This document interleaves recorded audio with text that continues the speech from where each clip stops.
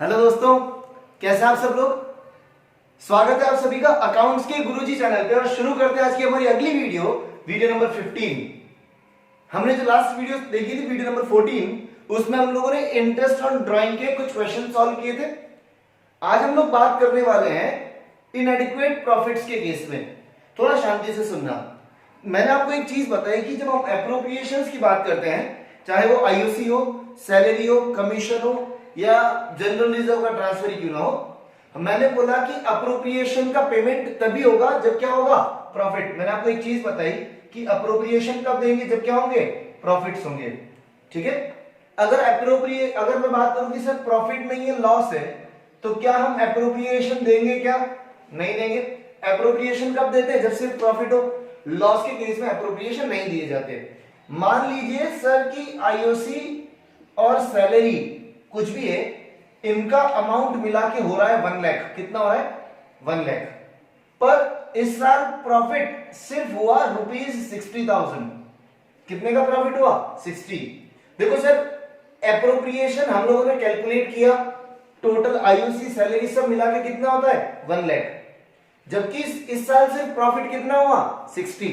तो सर उस केस में क्या किया जाए? क्या हम लोग पार्टनर्स को 1 लाख रुपीस पे करेंगे क्या?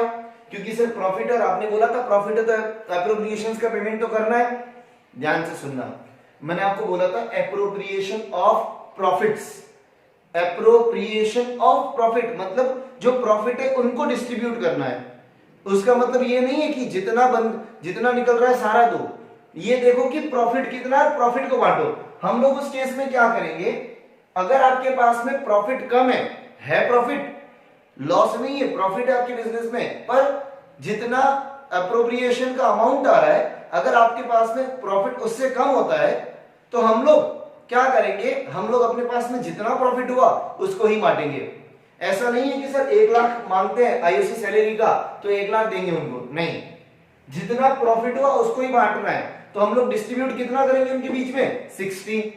अब सर लड़ाई झगड़े होंगे, क्यों? मान लीजिए सर इसमें ऐसा था कि ए को तो आईओसी देना था 60 और बी को सैलरी देनी थी 40। अब क्या करें, किसको कितना दे? ए ने तो मांगा था आईओसी, मुझे 60,000, ए का इंटरेस्ट निकल रहा था 60 और बी का सैलरी निकल रही थी 40, दोनों का मिला के 1 लाख हो रहा था। आपने तो बोला कि 60 ही देना है, तो किसको दे? ए को दे या बी को दे? क्या करें?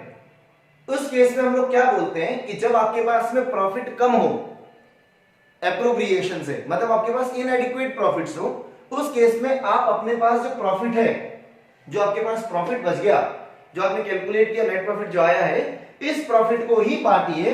और कौन से रेशियो में बांटिए? जितना इन दोनों के बीच का रेशियो है, जो एप्रोप्रिएशन का रेशियो है, उस रेशियो में बांटिए। ए को देना है 60, बी को देना है 40, रेशियो हो गया 3:2।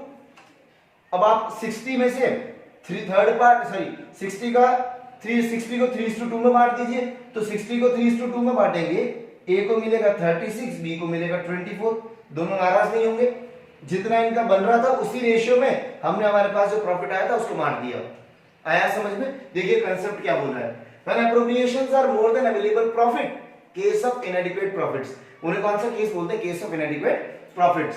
डिस्ट्रीब्यूट दी अवेलेबल प्रॉफिट, बांटना किसको है सर? अवेलेबल प्रॉफिट को ही बांटना है। ठीक है। In the ratio of appropriations to be made, जो आपको एप्रोप्रिएशन देने थे 60-40 देना था, जो देना था उस रेशियो में जो आया है प्रॉफिट उसे बांट दो। ये 60 आया, इस 60 को इस 60-40 के रेशियो में बांट दो। 3:2 में बांट दिया, 36 ए को देंगे, 24 बी को देंगे। बहुत इजी है। आया समझ में? क्लियर? स्टार्ट करते हैं क्वेश्चंस कुछ हम लोग।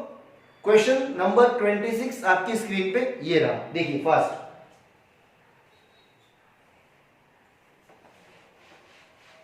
देखो क्वेश्चन नंबर 26 में क्या बोला, on 1 April 2013 Jay and Vijay entered into partnership for supplying laboratory equipments to the government and schools situated in remote and backward areas. They contributed capital of 80 and 50 respectively. Partners कौन कौन है? जय और विजय। इनके बीच में कैपिटल्स कितनी कितनी है? 80,000 और 50,000। इन्होंने बोला कि ये प्रॉफिट शेयर करेंगे 3:2 में। इनके बीच में पीएसआर कितना होगा? 3:2। आगे बोला partnership deed provided that interest shall be allowed at the rate 9% per annum. IOC कितना देंगे? 9% पर एनम। नेक्स्ट क्या बोला? During the year the firm earned a profit of 7800। Net profit कितना हुआ फर्म को? 7800। आपको क्वेश्चन में बोला है कि पीएनएल एप्रोप्रिएशन अकाउंट बनाना है। बहुत अच्छे से सुनना, जब आप लोग क्वेश्चन करो तो एक बार के लिए रफ में कैलकुलेट कर लिया करो। देखो जैसे 80 और 50 है, 80 और 50 जब आप कैलकुलेट करोगे आईओसी कितना आएगा? 80 इंटू 9% और 50 इंटू 9%। एक बार आप रफ में कैलकुलेट कर लो, एक ही अमाउंट। और इतना छोटा क्वेश्चन पीएनएल एप्रोप्रिएशन का जब आया अगर एग्जाम में कि सर बहुत बेसिक है, कुछ पूछा नहीं है इसमें, ज्यादा कुछ है ही नहीं, तो एक बार रफ में कैलकुलेट करके देखो कि कहीं इनएडिक्वेट प्रॉफिट तो नहीं है। हमने कैलकुलेट किया, इसका तो आया 7200, इसका आया 4500, दोनों का मिला के हो रहा है सर 11700 आईओसी, जबकि प्रॉफिट सिर्फ कितना है? 7800। ठीक है, ये इनएडिक्वेट प्रॉफिट का क्वेश्चन है। हम लोगों को पीएनएल एप्रोप्रिएशन अकाउंट बनाने के लिए बोला है, बनाएंगे PNL appropriation account, profit and loss appropriation account for the year ended 31 March 14। Question में ये ईयर गिवन है, लिखेंगे by PNL account. Net profit है हमारे पास में कितना है? 7800।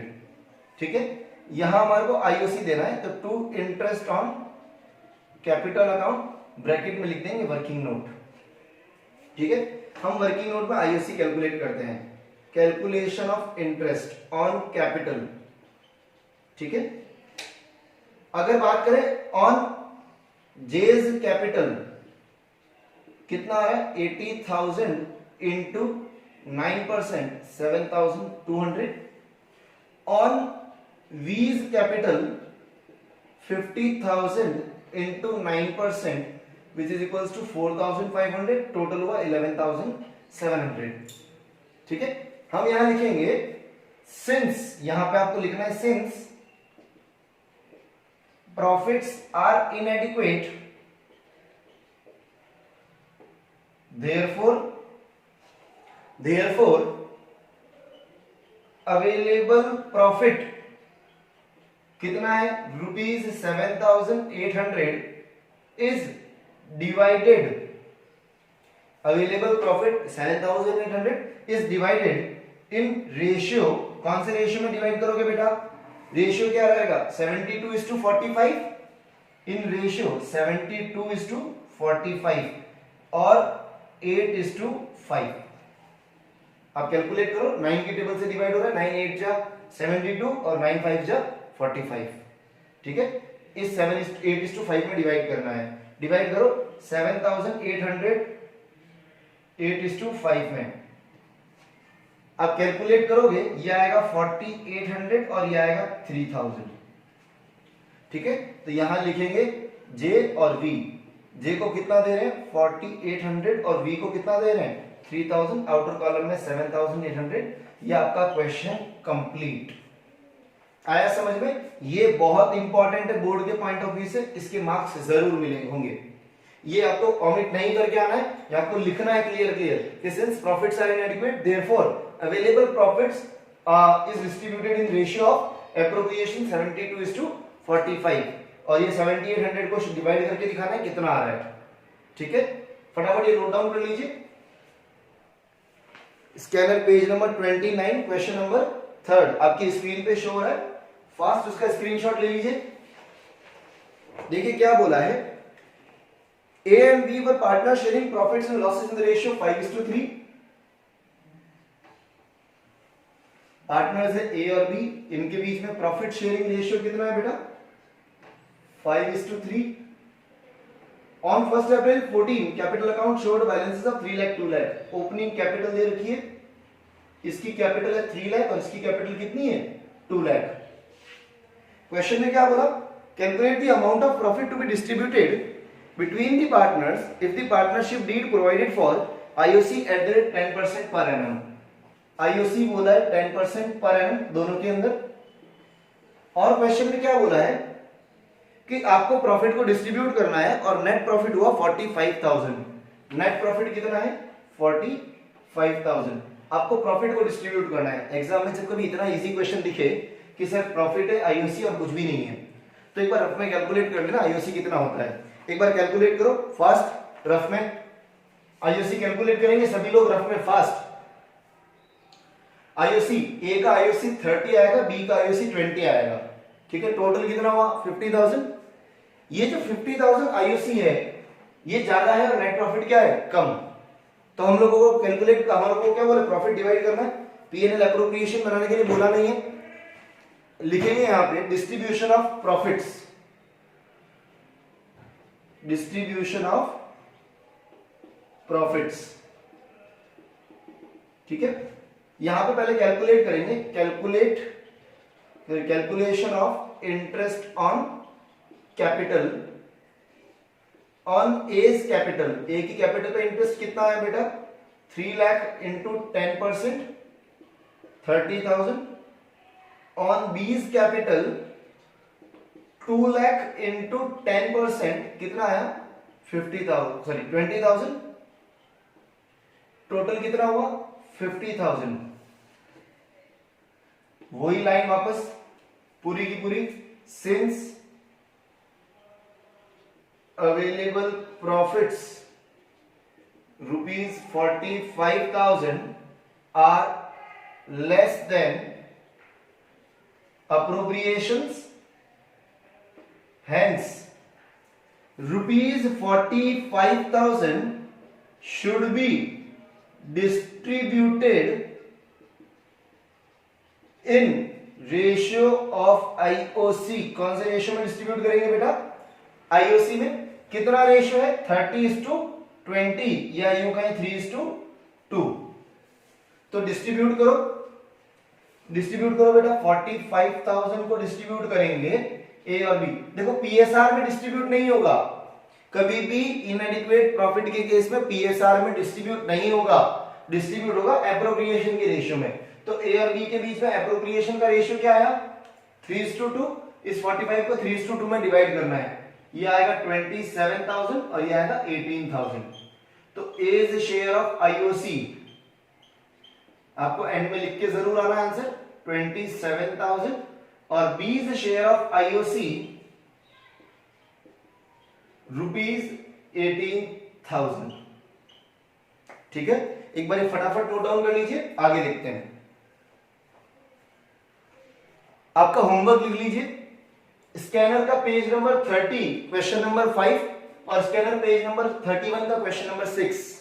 ये दोनों क्वेश्चन बिल्कुल सेम है जैसे अभी हम लोगों ने किए, कैलकुलेशंस डिफरेंट है, बाकी तरीका वो का वही है। हम लोग एक बार वापस देख लेते क्या बोला। अगर आपके पास में अवेलेबल प्रॉफिट्स कम है, किससे, एप्रोप्रिएशन से, तो हम क्या बोलते हैं, डिस्ट्रीब्यूट अवेलेबल प्रॉफिट। किसको बांटना है, अवेलेबल प्रॉफिट को बांटना है इन रेशियो ऑफ एप्रोप्रिएशंस। जो एप्रोप्रिएशंस का रेशियो है, जितना आपको देना है उस एप्रोप्रिएशन के रेशियो में आप अवेलेबल प्रॉफिट को बांट दीजिए। आई बात समझ में, बहुत इजी है। बोर्ड में अधिकतर क्वेश्चंस पूछे गए इस पे, बोर्ड में मोस्टली इस पे क्वेश्चंस पूछे गए हैं, हर 1-2 साल बाद इस पे क्वेश्चंस पूछे जाते हैं। तो प्लीज इस कॉन्सेप्ट को अच्छे से करिएगा, ठीक है। तब तक के लिए stay safe, stay at home, thank you and bye.